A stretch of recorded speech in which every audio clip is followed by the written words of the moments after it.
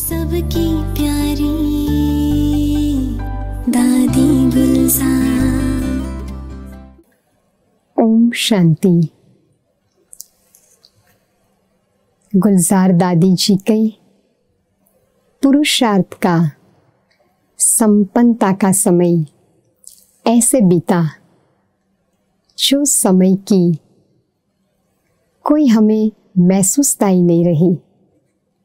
कैसे 3.5 साल बीत गए और देखते ही देखते दादी जी बाप समान बन गए। वैसे भी अंतर्मुखी दादी जी रहते थे, लेकिन इन 3.5 साल के अंदर तो दादी जी ने स्वयं को बाबा के साथ रख कर बेहद की सेवा में स्वयं को रख करके इतना समान बना दिया। जो हम कभी भी दादी जी को देखते थे तो लगता था कि बाप दादा और दादी जी साथ साथ हैं। ऐसे लग ही नहीं रहा था कि दादी जी अकेले हैं। इतनी निरंतरता बाबा के याद की हमने दादी जी के चेहरे से और स्थिति से देखा। हमने कभी ये तो नहीं सोचा था कि दादी जी ऐसे संपन्नता को प्राप्त करके अव्यक्त सेवा में सदा काल के लिए हमसे साकार रूप से दूर होंगे। ड्रामा में ऐसा सीन आया कि दादी जी के संपन्नता का अंतिम मास था। दादी जी स्वास्थ्य लाभ के लिए हॉस्पिटल में थे। हालांकि वो हॉस्पिटल नहीं थी, वो तो जैसे दादी के लिए ही बना हुआ एक बहुत बड़ा यूनिट था, सेफी हॉस्पिटल, जहाँ पर उनके धर्म गुरु की ट्रीटमेंट ही हुई थी। और फिर दादी जी के लिए जब दादी जी को वहाँ पर स्वास्थ्य लाभ के लिए लेकर गए, हमने ये देखा कि वो 1 मास के अंदर अनेक डॉक्टर्स की सेवा हुई, क्योंकि कोई ना कोई तकलीफ होती थी और अलग अलग डॉक्टर्स आते थे, दादी जी से मिलते थे, ट्रीटमेंट करते थे। लेकिन दादी जी से दृष्टि लेकर के वो इतनी अलग अलग अनुभूतियाँ करके जाते थे। हम तो ये सीन को देखते ही रहते थे और ये सोचते थे कि ड्रामा क्या दिखाने जा रहा है।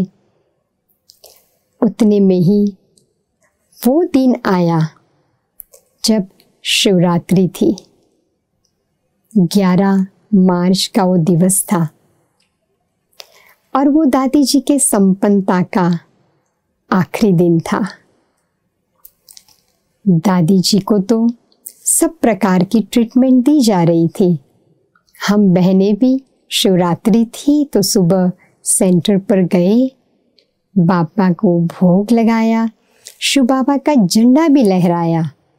ये सारे कारोबार संपन्न हुए, क्योंकि इसके पहले 2 शिवरात्रि के त्योहार पर दादी जी ने स्वयं आकर के गामदेवी सेवा केंद्र पर ध्वज लहराए थे।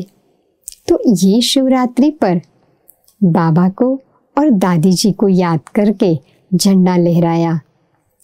और उतने में तुरंत समाचार मिले कि दादी जी की तबीयत थोड़ी नाजुक हो रही है।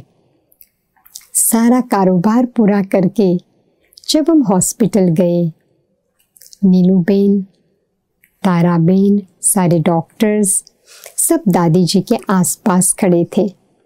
हम भी गए दादी जी के पास, लेकिन जब दादी जी के चेहरे को देखा तो कुछ ऐसे तो महसूस नहीं हो रहा था, क्योंकि वो दादी जी का अंतिम संपन्नता का दिवस और संपन्नता की पले थी।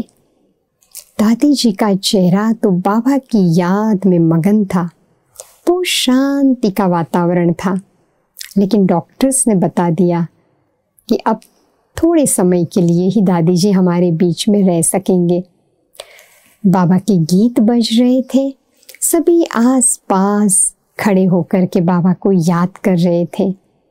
धीरे धीरे बॉम्बे की सभी बड़ी बहनें भी आ गई। दादी जी के आसपास खड़े रहकर दृष्टि ले रहे थे। हमें तो ऐसे महसूस हो रहा था कि जैसे कोई फरिश्ता सबको दृष्टि दे रहा है। बाप दादा हाजिर है और वातावरण बिल्कुल शक्तिशाली था। दादी जी सबको दृष्टि देते रहे, लेकिन फिर भी ऐसे लग रहा था कि दादी जी किसी की वेट कर रहे हैं। ऐसे ही 1 घंटा तो योग में ही बीता। दादी जी के जो मेन डॉक्टर थे वो अभी तक आए नहीं थे। वो कहीं ट्रैफिक में अटके हुए थे। फिर वो डॉक्टर आ गए, दादी जी के सामने खड़े रहे। दादी जी ने उसे दृष्टि दी। दृष्टि देकर के ही ऐसे लग रहा था कि अब जैसे दादी जी हमसे अंतिम विदा लेने वाले हैं। ये दादी जी का स्वयं का अपने शरीर पर संपूर्ण कंट्रोल था, जिसको कहते हैं ना, इच्छा शक्ति से आत्मा ने अपने समय पर सभी को संतुष्ट किया। जो भी भाई बहनें और टीचर्स बहनें आती थी, सब ने आया, सब आए, दादी जी से दृष्टि दी। जिन्होंने सेवा की थी सारे सेवाधारी भी आए, दादी जी से दृष्टि दी।